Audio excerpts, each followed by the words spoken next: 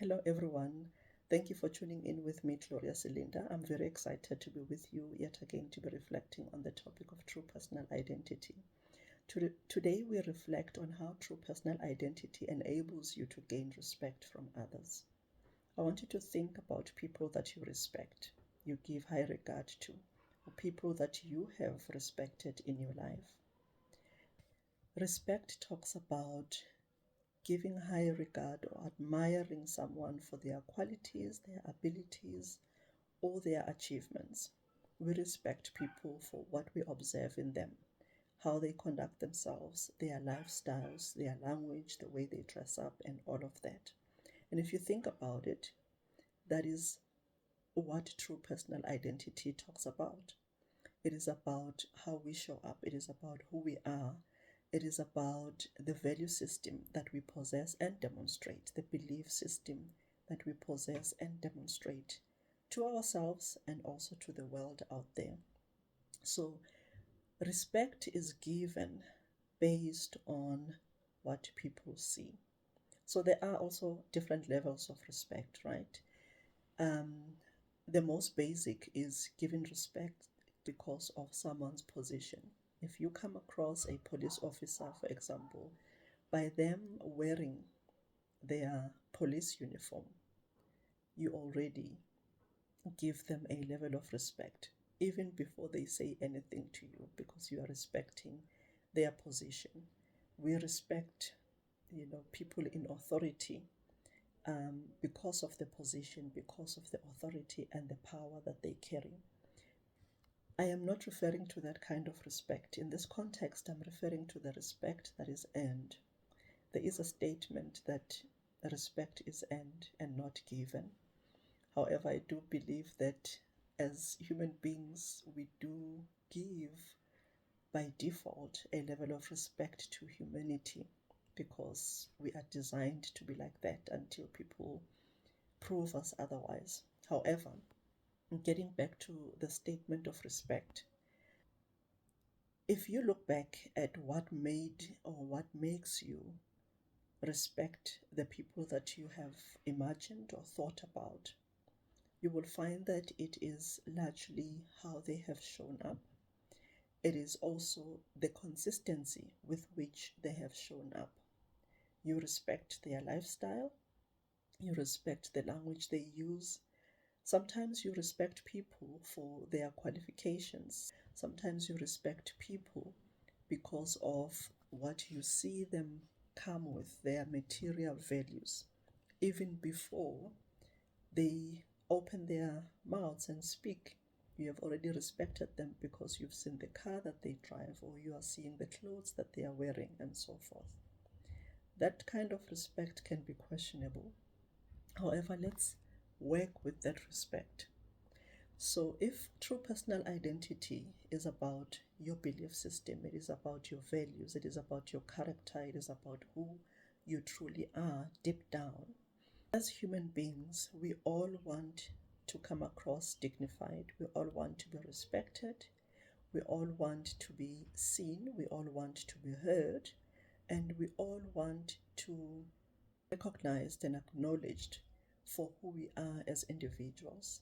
If you have experienced or you are experiencing a situation where you feel people are not seeing you, people are not hearing you, when you try and put an opinion or a point across, people speak over you, they disregard you as a person, when it means that there is no respect given to you. And you have to start reflecting on the possible reasons why people do not respect you. So I started by asking a question of you imagining the kind of people that you respect. If you look back, you will realize that you respect people for how they show up, their kindness, their generosity. You respect people for them respecting themselves.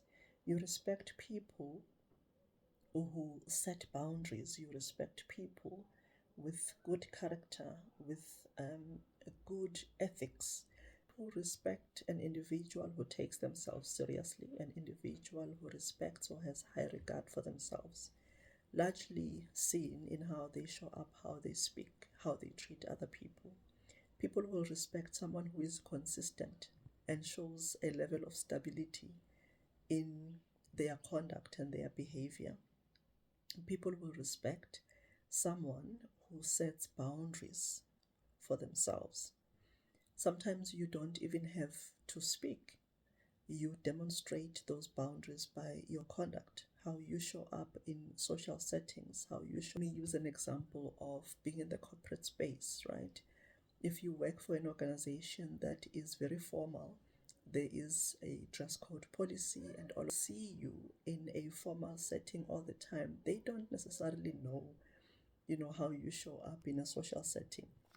Now you are invited to a team building event, or you are invited to a year-end function, whatever the case may be, and you now show your authentic self.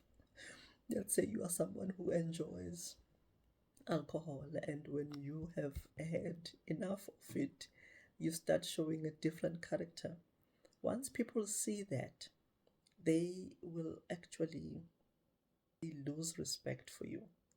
So when they see something that misaligns to an opinion they have formed, or a judgment they have formed of you, it comes across as some kind of instability, or you showing up as inauthentic when they see you every day in the office. They lose respect for you. So if you show up with consistency at all times, and people are observing that consistency, they are observing a character that they can vouch for, then you will gain respect in that manner. If you think about the people that you respect, there are certain qualities that you were drawn to, or that even if you may not have thought about them before, they automatically allowed you to be comfortable to grant those people respect. So if you find yourself in a position where you are saying, some people don't see you, some people don't respect you, some people don't respect your opinions, even in families, right? I've grown up and observed in families that there will be this one or two uncles that are highly respected in a family. When there is an event or there is planning that is being done in that family, if that family member, that uncle or aunt, or whatever their position is or their role is in the family, if they are not around, then everybody is told, no, let's wait for uncle so and so. What makes the family members respect that uncle? They have reasons for that. Sometimes it is their achievements. Sometimes it is how they stand for their culture, their tradition. Sometimes it is about them being very truthful in how they conduct themselves and how they conduct family matters. Whatever the case may be, they have gained respect enough that they will not be excluded in important decisions because they come across as probably wise, or they come across as someone who will enable the family to move forward. So if you find yourself in a situation where you are saying to yourself, something is lacking when it comes to respect for you, the call to action is reflect for yourself what it is that people are seeing in you. Are they seeing something that is worth respecting? You could even go out and ask for feedback, and people will be honest about, no, we don't take you seriously because every time you speak, this is how you speak. Maybe you laugh all the time.